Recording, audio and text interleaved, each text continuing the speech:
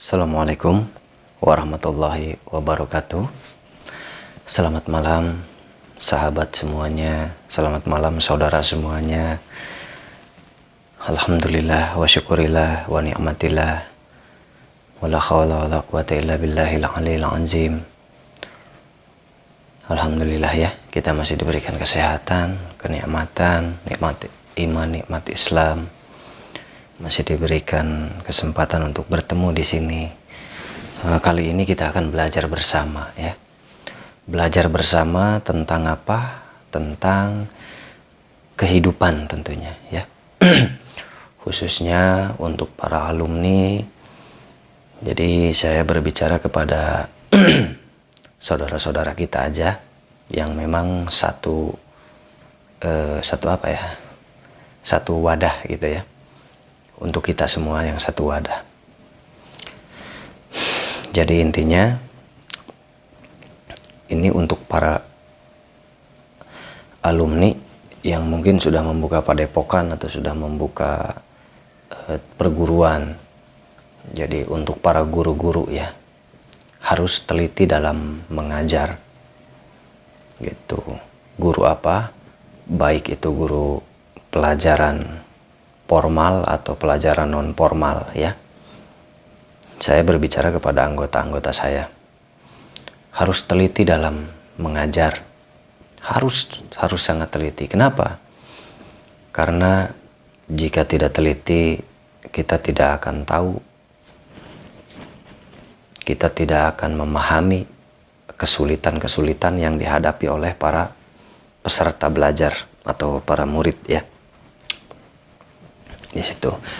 Jadi khususnya untuk murid-murid di bawah usia ya, itu harus betul-betul kita waspada. Kenapa?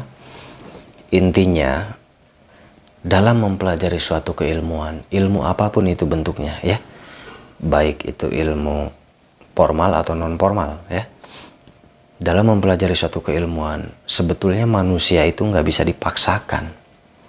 Dan kalau kita lihat sistem yang ada saat ini itu memaksakan seseorang, padahal itu kurang tepat, sangat kurang tepat. Memaksakan karakter orang lain untuk menjadi sesuatu itu kurang tepat.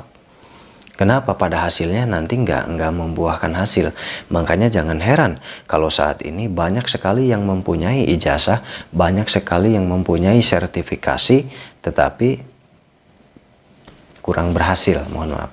Kurang berhasil atau dalam makna tidak bisa mencapai apa yang sesuai dengan sertifikasinya. Apa yang dia raih dengan titelnya, dengan gelarnya, kehidupannya jauh bertolak belakang dengan pendidikannya. Kenapa bisa seperti itu?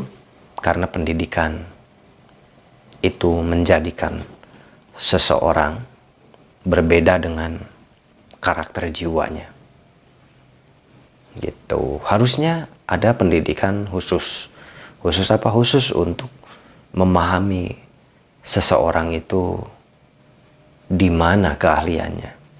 Berikan kebebasan pada pelajar kita. Berikan kebebasan pada pelajar kita. Kita lihat di mana kelihayannya gitu. Jadi jangan salah persepsi. Saat ini tuh banyak yang salah persepsi, bahwasannya sering sekali mengatakan orang lain itu bodoh. Itu tidak boleh mengatakan bodoh kepada orang lain. Kenapa? Karena pada dasarnya kita juga bodoh. Kalau kita mengatakan bodoh kepada orang lain, berarti kita juga bodoh. Kenapa kita juga bodoh? Kita mengatakan bodoh kepada orang lain, kata kangmu sama dengan kita juga bodoh. Gitu. Jawabannya adalah ketika kita mengucapkan bodoh kamu tidak bisa, kita ambil pelajaran. Bodoh kamu tidak bisa matematika. Kamu bodoh. Saya pintar matematika misalkan. Nah misalkan ya, kita kan pintar nih matematika. Kita mengatakan bodoh kepada orang itu karena tidak bisa matematika. Saya yang pintar matematika. Nah, tapi coba kita survei di lapangan. Yang menurut kita bodoh itu sebetulnya dia punya keahlian. Keahlian apa? Ini contoh ya. Ternyata orang itu memang di matematika itu sangat tidak bisa. Tetapi kenapa dia itu sangat pandai membuat masakan yang begitu enak? Tetapi kenapa dia itu sangat pandai membuat sesuatu? Misalkan membuat lemari, membuat kursi, membuat meja. Berarti dia tidak bodoh. Yang menurut kita dia bodoh matematika, dan menurut dia kita bodoh tidak bisa membuat apa yang dia bisa. Berarti kita sama-sama bodoh gitu. Makanya kalau mau membodohkan orang lain harus siap dulu gitu. Harus siap dulu. Kenapa? Apakah kita bodoh? Kita juga bodoh mungkin. Dia memang tidak bisa matematika, tapi dia bisa membuat lemari, dia bisa membuat kursi, dia bisa membuat meja, sedangkan kita tidak bisa. Dia bisa membuat pintu, sedangkan kita nggak bisa membuat itu. Berarti menurut dia, kita juga bodoh. Wah, kamu bodoh, buat pintu aja kok nggak bisa. Jadi sama-sama bodoh, sama-sama kan? Nah, makanya jangan membodohkan orang lain. Kenapa? Karena dia itu tidak suka dengan hal yang kita sukai. Sebetulnya itu. Sebetulnya rumusannya adalah seperti ini. Orang itu tidak mau mempelajari ilmu yang kita pelajari. Dia lebih suka dengan ilmu yang dia sukai. Begitu juga kita. Kita nggak mau belajar membuat lemari, membuat ngecat ini. Kita nggak mau membuat mekanik servis TV. Kita nggak mau mempelajari mekanik elektronik. Kita nggak mau mempelajari hal itu. Kita sukanya lebih dengan matematika misalkan. Ya berarti manusia itu bukan bodoh. Suka dengan bidang itu. Tidak suka dengan bidang ini. Begitu juga kita. Jadi sebetulnya masalahnya itu simpel. Masalahnya itu bukan masalah dia bodoh atau tidak berguna.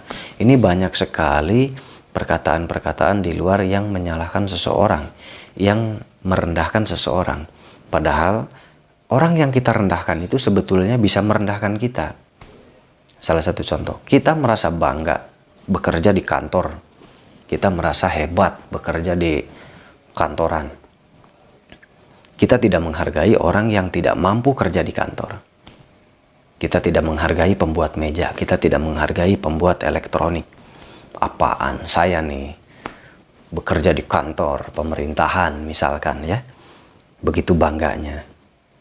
Menganggap orang lain misalkan bodoh. Nah itu salah. Nggak boleh. Jangan mentang-mentang kita ada di pekerjaan yang bersih, yang enak, di tempat dingin, AC, ber-AC. Itu merendahkan orang lain, itu salah. Wah dasar nggak berpendidikan, ini nggak berpendidikan, nggak punya titel. Oh itu salah. Titel Anda dibantu dengan mereka, percaya nggak? Titel Anda dibantu oleh mereka, percaya nggak? Contoh, kita bekerja menggunakan apa? Ketika di kantor, menggunakan kertas. Saya tanya, kertas itu dibuat dari apa awal mulanya? Dari pepohonan. Nah, saya tanya, siapa yang pertama kali memotong pohon itu? Seandainya pohon itu tidak dipotong, ada kertas nggak? Dan siapa yang bekerja di dalam pabrik kertas itu? Tentunya yang biasa disebut orang-orang tidak berpendidikan. Orang-orang yang tidak sekolah, dan lain-lain. Tetapi ternyata kalau tidak ada mereka, maka tidak akan kita. Tidak akan ada kita, maaf. Maka tidak akan ada kita. Kertas tidak akan ada. Pensil tidak akan ada. Pensil itu dari kayu jelas. Pensil itu tidak akan ada. Kenapa ada kita? Karena ada mereka. Kita membawa buku di dalam tas. Kalau kita membuat tas, bisa nggak kita? Kita disebut bodoh. Membuat tas saja kok nggak bisa. Jadi sama bodohnya berarti ya. Membuat tas aja kok nggak bisa. Menurut orang yang pandai membuat tas, bodoh amat sih membuat tas aja nggak bisa katanya. Berarti kita sama bodohnya ya. Kalau dipikir sama aja kita bodohnya kok. Jadi manusia itu sesuai bidangnya, sesuai keahliannya. Jadi manusia bodoh, menurut saya itu nggak ada. Menurut saya bukan manusia bodoh, tetapi dia tidak mau mempelajari bidang ini. Seandainya manusia itu mau mempelajari bidang ini, mungkin saja dia bisa. Tetapi coba bayangkan, kalau manusia dipaksakan untuk bisa menguasai bidang ini semua, coba pikirkan, apa yang akan terjadi? Itu sangat bahaya untuk dunia. Seandainya manusia dipaksakan menjadi ahli teknologi semua, manusia dipaksakan jadi ahli kimia semuanya, seandainya manusia dipaksakan jadi ahli elektronik semuanya, coba bayangkan apa yang akan terjadi. Itu akan sangat berbahaya untuk dunia tentunya. Contoh simpel, seandainya manusia dipaksakan untuk menjadi apa? Misalkan untuk menjadi inilah ahli elektronik gitu ya. Manusia dipaksakan untuk menjadi ahli elektronik. Apa yang akan terjadi jika semua manusia dipaksakan untuk mempelajari itu? Yang akan terjadi ya dunia tidak akan seimbang. Kenapa? Karena ahli elektroniknya itu sendiri tidak akan pernah ada. Kenapa tidak ada? Karena tidak ada keseimbangan. Kenapa? Bagaimana mau membuat rakitan elektronik jika tidak ada bahan-bahannya? Saya tanya, bahan baterai dari apa awal mulanya? Bahan baterai awal mulanya dari apa? Dan saat menyambungkan sirkuit ya, saat menyambungkan sirkuit elektronik, itu harus memakai timah. Dan timah itu ada tambangnya. Dan tambang timah itu siapa yang mengerjakan? Jadi semuanya bermanfaat. Jadi nggak boleh merendahkan orang lain. Gitu. Jadi orang itu punya ilmu masing-masing. Punya keahlian ilmu masing-masing di bidangnya. Bidang apapun itu. Nggak boleh, wah kamu nggak hafal ya. Ada orang yang ahli hafalan ya. Sangat bangga sekali dengan hafalan-hafalannya. Sangat bangga sekali dengan buku-buku yang dihafalkan oleh dia. Dia begitu bangganya dengan buku-buku yang dihafalkan. Tetapi dia tidak sadar. Dia merasa dirinya paling hebat, yang lain gak ada apa-apanya. Seandainya ada orang yang hafal sangat luar biasa hafalan, tapi menganggap orang lain itu tidak berharga, itu sangat tidak baik. Kenapa tidak baik? Bayangkan kalau Anda pintar menghafal, tapi tidak memakai celana, apa jadinya? Ya. Kita menjadi terhormat karena memakai celana. Kita menjadi terhormat karena memakai busana baju. Kita akan lebih terlihat menjadi orang elit. Kita akan lebih terlihat menjadi orang besar ketika memakai baju dan celana yang bagus. Ya, berarti di dunia ini bukan orang yang ahli menghafal saja yang dibutuhkan. Ternyata di dunia ini dibutuhkan orang yang bisa membuat baju, orang yang bisa membuat celana. Orang yang jago menghafal, apakah bisa membuat baju? Apakah bisa membuat celana? Mungkin ada salah 1, 2, 3 orang, tapi nggak semuanya bisa. Berarti harus menghargai orang lain. Jadi jangan membodohkan orang lain karena orang lain tidak bisa dengan pelajaran kita. Itu salah. Berarti kita yang bodoh. Kenapa? Kita bisa nggak dengan ilmu yang dia kuasai? Belum tentu kita bisa dengan ilmu yang dia kuasai. Ya, makanya jangan pernah merendahkan orang lain. Hargai orang lain dengan ilmunya. Hargai orang lain dengan keahliannya. Kalau kita merendahkan orang lain, berarti merendahkan diri kita sendiri. Kenapa? Karena tadi sudah sangat jelas, orang lain punya keahlian di balik ketidakbisaan ilmu yang kita kuasai. Dan kita ternyata punya kekurangan dengan kelebihan kita. Kita jago menghafal, ternyata kita nggak bisa membuat baju. Kita jago menghafal, ternyata kita nggak bisa membuat celana. Kita mudah menghafal, ternyata kita sulit dalam mempraktekannya. Jadi hanya menghafal tapi mempraktekkan agak kesulitan. Ini banyak sekali terjadi. Memang jago dalam menghafal, tetapi ketika mengerjakannya itu sangat tidak bisa. hanya bisa menghafal dan berkata, tetapi tidak bisa mengerjakan dalam kehidupannya sehari-hari. Banyak sekali yang seperti itu. Gitu. Terkadang ada peribahasa, berkomentar itu mudah, tetapi mengerjakan itu sulit. Ketika kita menonton bola, kita melihat bola, penonton itu sangat mudah mengomentari, tendang, tendang, tendang. Tetapi ternyata di lapangan agak sulit sekali. Nah, jadi praktek itu tidak semudah teori. Berbeda dengan teori ketika kita praktek ya. Jadi jangan bangga dengan ilmu-ilmu yang kita punya. Boleh bangga, tetapi jangan merendahkan orang lain dengan ilmu yang kita capai. Kenapa? Karena kita menguasai ilmu kita. Kita menguasai ilmu versi kita, dan kita mungkin kurang menguasai ilmu versi mereka. Kita tidak paham ilmu versi mereka, kita tidak paham ilmu tentang yang mereka alami. Kita hanya paham ilmu yang kita bisa. Maka dari itu tidak sepatutnya kita merendahkan orang lain, karena ternyata kita juga sama, tidak bisa ya. Pada dasarnya manusia harus saling menghargai karena sama-sama tidak bisa. Ada yang bisa A, ada yang bisa B. Begitu ya. Dan juga harus teliti khususnya kepada yang remaja ya. Kalau ada yang sangat sulit menghafal, jangan paksakan dia. Bisa saja dia itu mengidap penyakit. Jadi seperti ini. Ada orang yang sangat kesulitan menghafalkan huruf-huruf atau menghafalkan bacaan-bacaan. Orang itu sangat kesulitan menghafalkan bacaan-bacaan, tulisan-tulisan, atau menghafalkan teks ya. Misalkan teks seperti ini. Teks seperti ini dihafalkan oleh dia sangat kesulitan menghafalnya, bisa sampai 1 minggu, bisa sampai 2 minggu, bisa sampai 1 bulan. Kenapa bisa kesulitan? Bisa. Jadi jangan mengatakan itu bodoh, itu penyakit. Tidak ada yang mau, orang itu tidak ada yang mau menjadi bodoh. Apakah saudara mau menjadi bodoh? Tentunya nggak mau. Tidak ada orang yang mau disebut bodoh. Tetapi yang jelas orang itu bermasalah, berpenyakit. Ya. Namanya penyakit disleksia. Ya. Mohon maaf kalau ada salah kata. Sepertinya penyakit itu disleksia. Penyakit ini mengganggu bagian otak sehingga kesulitan menghafal sesuatu.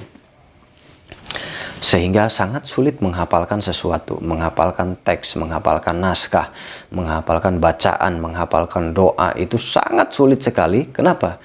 Karena dia mengidap suatu penyakit di bagian otaknya yang sulit menangkap, menyimpan sesuatu ke dalam memori otaknya.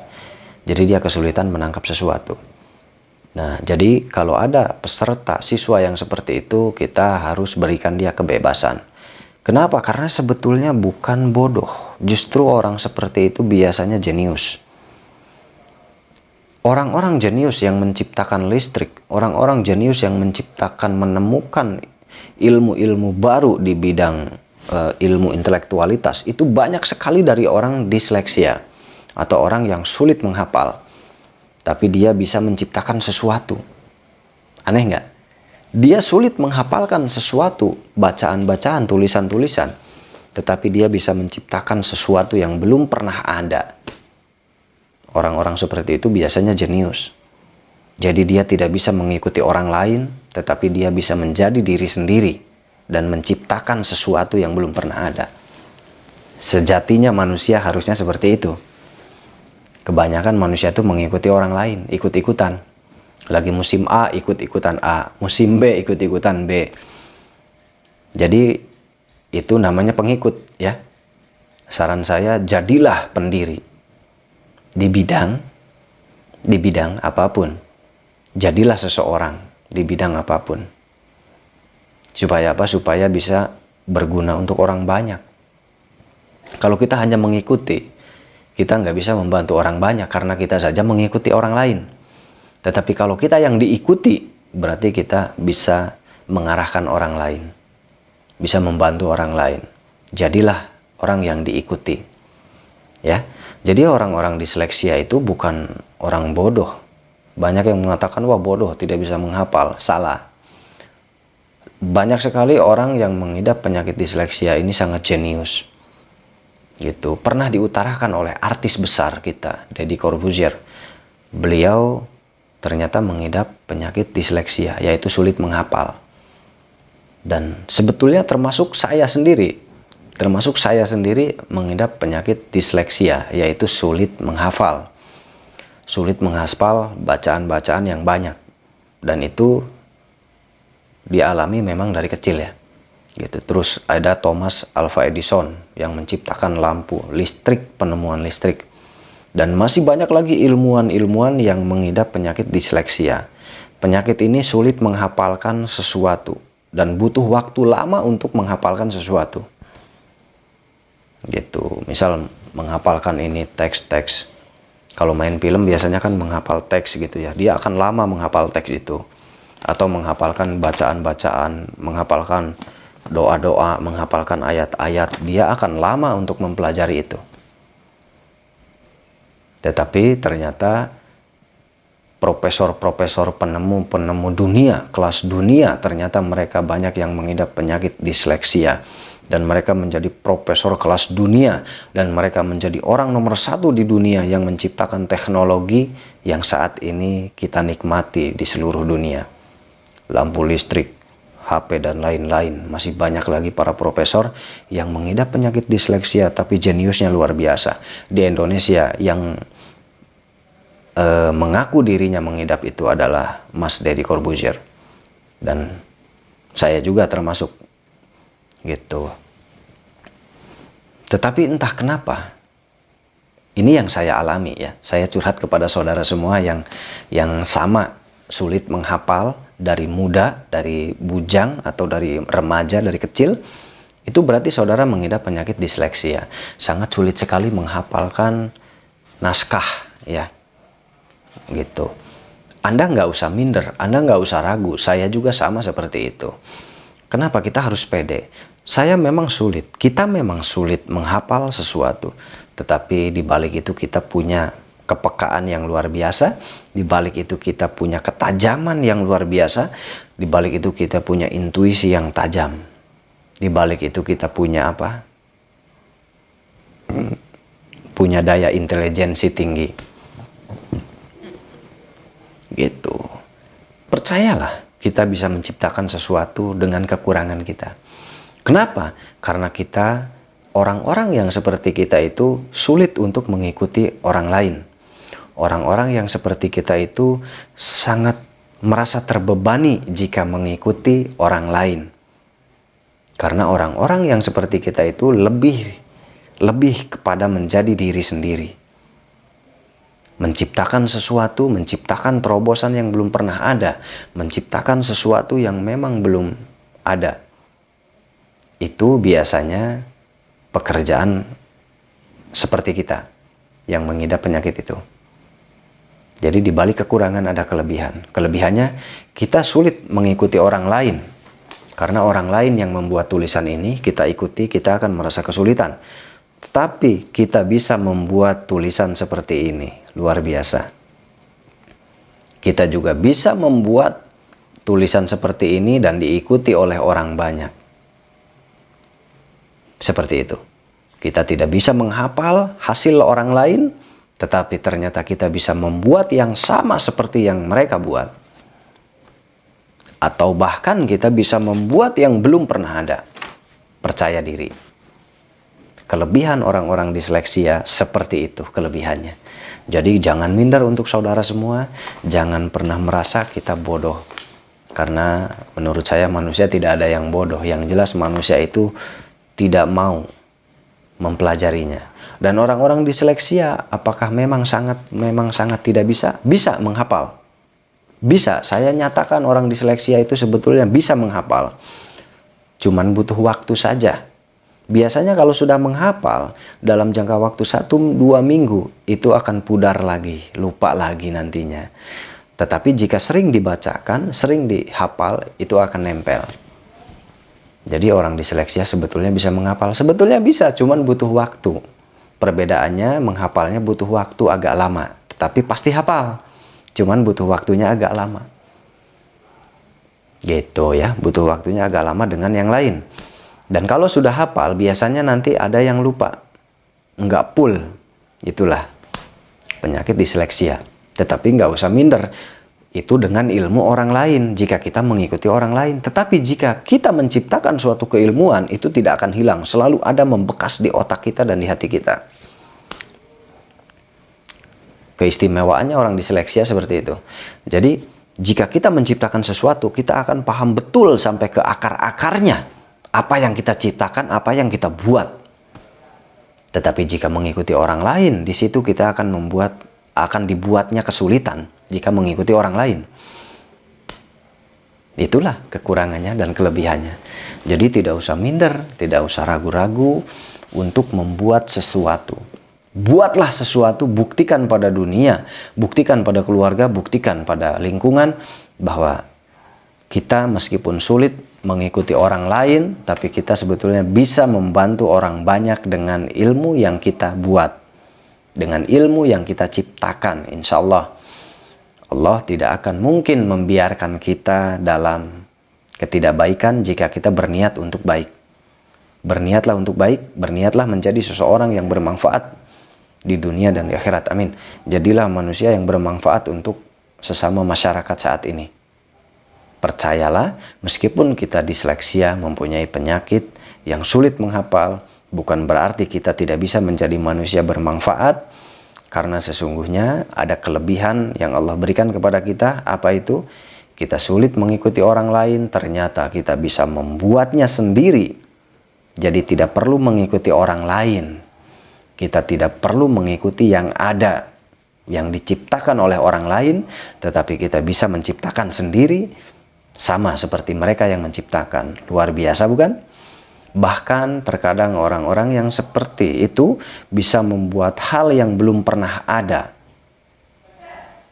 Penemuan yang belum pernah ada. Kebanyakan profesor besar kelas dunia mengidap penyakit disleksia yang sulit menghafal saat di sekolahnya. Tetapi menjadi orang-orang besar kelas dunia. Jadi bukan minder, tapi harus banggalah saudara yang mempunyai kekurangan seperti itu, harus bangga. Berarti daya intelijensi Anda tinggi, berarti daya visual Anda sangat tinggi, berarti daya tembus masa depan Anda sangat tinggi untuk membuat, mendobrak sesuatu yang masih tabu. Ya, harus pede. Anda pasti bisa. Buat dan ciptakan, perlihatkan sama orang-orang bahwa kita pasti bisa, ya. Nah, untuk para guru semuanya, yang jika ada yang sulit menghafal, jangan pernah membuat pikiran mereka itu down. Kenapa? Karena orang-orang seperti itu sebetulnya bisa jadi lebih cerdas daripada kita yang dianggap guru. Kita guru yang mengajari mereka, tetapi orang-orang seperti itu yang dianggap oleh kita bodoh, ternyata mereka itu bisa lebih cerdas, lebih pintar dari kita. Karena mereka bisa membuat, menciptakan sesuatu yang kita sendiri nggak bisa. Kita hanya bisa mengikuti orang lain, tetapi anak ini bisa jadi menciptakan sesuatu yang belum pernah ada. Berarti lebih cerdas mana? Ya. Jadi jika ada anak yang seperti ini, harus diberikan semangat dan jangan pernah menyalahkan, jangan pernah memberi statement yang bisa membuat dia down. Terus beri semangat. Buat dia pede, karena dengan rasa pede itu dia akan menjadi lebih baik dan akan bertahan. Seperti itu tipsnya. Jadi waspada jika ada anak yang kurang daya tangkap, jangan pernah kita membentak, jangan pernah kita mengeluarkan kata-kata yang tidak baik, karena dia akan semakin turun, akan semakin down, akan panik.